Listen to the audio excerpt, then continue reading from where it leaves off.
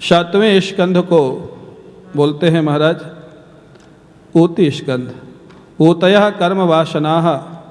ऊति 3 प्रकार की होती है। कर्म वासनाः माने मनुष्य का जो स्वभाव है ना, वो 3 तरह का होता है। एक देव स्वभाव, एक मनुष्य स्वभाव और एक दानव स्वभाव।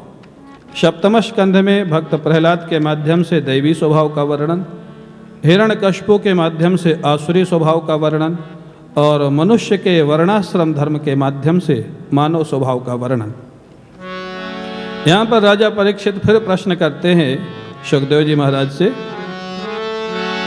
समः प्रियः सुहृद ब्रह्मन् भूतानां भगवान् स्वयं इंद्रस्यार्थे कथं दैत्यान् अवधीत विषमो यथा। महाराज एक बात बताइए, क्या भगवान समदर्शी हैं या भगवान विषमदर्शी? सुखदेव जी महाराज, बड़ा सुंदर प्रश्न था। सुखदेव जी महाराज मुस्कराए, बोले बहुत सुंदर प्रश्न किया है। क्यों? बोले भगवान दोनों हैं, समदर्शी भी हैं और विषमदर्शी भी हैं। कैसे? बोले भगवान जब मनुष्य हो, देवता हो, दैत्य हो, इनके तीनों के बीच में कोई महाराज भेदभाव नहीं करते, समदर्शी रहते हैं। जिसकी शक्ति बढ़ेगी, इसलिए स्वर्ग का राजा कभी इंद्र हो जाता है और कभी दैत्य लोग भी हो जाते हैं। भगवान उसमें दखलंदाजी नहीं करते। लेकिन भगवान का भक्त अगर कहीं पर जन्म ले लेता है, वो देवता हो, दैत्य हो, मनुष्य हो, तो भगवान अपने सारे नियम तोड़ करके भक्त का पक्षपात करने लग जाते हैं। इसलिए भगवान विषमदर्शी भी हैं। हाँ, तो भगवान कैसे हैं? समदर्शी भी हैं और विषमदर्शी भी हैं। सामान्य लोगों के लिए समदर्शी हैं और भक्त के लिए विषमदर्शी। जैसे अर्जुन के लिए हो गए ना, युद्ध के पहले कहा था कि एक तरफ मेरी नारायणी सेना रहेगी और एक तरफ मैं रहूंगा, लेकिन मैं शस्त्र नहीं उठाऊंगा, यही प्रतिज्ञा हुई थी ना। लेकिन अर्जुन की रक्षा के लिए शस्त्र उठा लिया कि नहीं उठा लिया? यही है विषमदर्शी। हाँ, नियम को तोड़ दिया, अपनी प्रतिज्ञा को छोड़ दिया। हाँ, इसलिए तो महाभारत में श्री कृष्ण की प्रतिज्ञा की कोई कीमत नहीं करता था। हाँ, जब अश्वत्थामा को हटाना था द्रोणाचार्य को, तो द्रोणाचार्य बड़े भारी योद्धा, बड़े भारी धनुर्धर, कोई उनको हटा ही नहीं सकता था। क्या करें? वो बोले इनका पुत्र से बहुत प्रेम है, इनको अगर ये सूचना मिल जाए कि अश्वत्थामा मारा गया तो अपने आप हथियार रख देंगे, हट जाएंगे।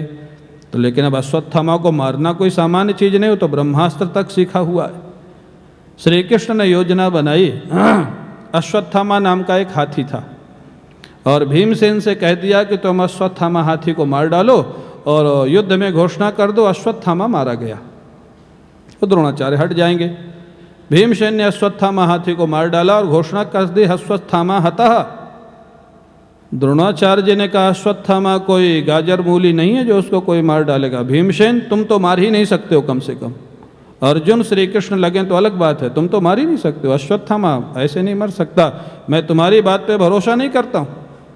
योजना श्री कृष्ण की थी। श्री कृष्ण ने पीछे से कहा द्रोणाचार्य जी, अगर मैं कहूँ कि अश्वत्थामा मारा गया तो भरोसा करोगे?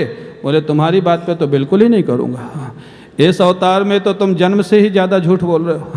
रामा अवतार में होते तो शायद मैं भरोसा कर लेता, तुम्हारी बात पे तो बिल्कुल भरोसा नहीं करूँगा। फिर बोले किसकी बात पे आप भरोसा करोगे? बोले धर्मराज युधिष्ठिर अगर कह दे कि अश्वत्थामा मारा गया तो मैं भरोसा कर लूँगा।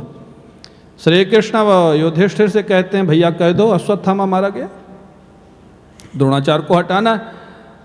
अब युधिष्ठिर कहते हैं श्री कृष्ण मेरे को मालूम है कि अश्वत्थामा नहीं मारा गया, उनका बेटा नहीं मारा गया, हाथी मारा गया, मैं कैसे झूठ कह दूं? झूठ का पाप लगेगा बहुत बड़ा। श्री कृष्ण ने कहा पाप पुण्य मेरे पे छोड़ दो, हाँ मैं जो कहता हूँ कह दो अश्वत्थामा मारा गया। ये श्री कृष्ण का ऐसा क्रांतिकारी जीवन था। अब युधिष्ठिर स्वयं धर्मराज धर्म संकट में पड़ गए। क्या करें? झूठ बोलें तो महाराज धर्म जाता है, नहीं बोलें तो श्री कृष्ण की आज्ञा का उल्लंघन होता है। क्या करें? बीच का रास्ता निकाला। उन्होंने सोचा चलो कह देते हैं अश्वत्थामा मारा तो गया, लेकिन हाथी मारा गया कि मनुष्य मारा गया ये निश्चित नहीं है। सोचे धर्म भी बच जाएगा, आज्ञा पालन भी हो जाएगी। और श्री कृष्ण जानते थे युधिष्ठिर इतने धर्मनिष्ठ हैं कि मेरे कहने के बाद भी वो पूरा बोलने वाले नहीं है, ये वो जानते थे। अर्जुन होता तो बोल देता, श्री कृष्ण जानते थे युधिष्ठिर नहीं बोलेंगे। वो अपना शंख तैयार करके रखे थे। जैसे वो बोलने को तैयार हुए, अश्वत्थामा हतो नरोवा कुंजरो, नरोवा कुंजरो जहाँ निकला उन्होंने शंख बजा दिया, किसी को सुनाई नहीं दिया। जब सुनाई नहीं दिया तो द्रोणाचार्य को इतना ही सुनाई दिया, अश्वत्थामा हता। अब युधिष्ठिर ने कह दिया अश्वत्थामा मारा गया, तो उनको विश्वास करना पड़ा, युद्ध क्षेत्र से हट गए और फिर उनको मार दिया गया। तो महाराज बाद में युधिष्ठिर को थोड़ा दोष लगा, उनका रथ नीचे आ गया। युधिष्ठिर ने कहा देखो श्री कृष्ण, मैंने कहा था कि मेरे से झूठ मत कहलाओ, और तुम्हारे कहने के कारण मैंने झूठ कहा और मेरे को ये फेस करना पड़ा, मेरा रथ नीचे आ गया। श्री कृष्ण ने कहा देखो युधिष्ठिर भैया, मैं जो कह रहा था अगर पूरा ठीक ठीक तुम फॉलो करते तो रथ बिल्कुल नीचे नहीं आता। मैंने कहा था कि बोल दो अश्वत्थामा मारा गया, तुमने जो अपनी बुद्धि लगा दी ना उसमें, नरोवा कुंजरो जो लगा दिया, उससे तुम्हारा रथ नीचे आया, मेरे कहने से नहीं आया। अर्जुन को तो मैंने वचन ही दे दिया भगवद गीता में, सर्वधर्मान परित्यज्य मामेकम शरणम ब्रज अहम त्वा सर्व पापेभ्यो मोक्षयिष्यामि मां शुचा।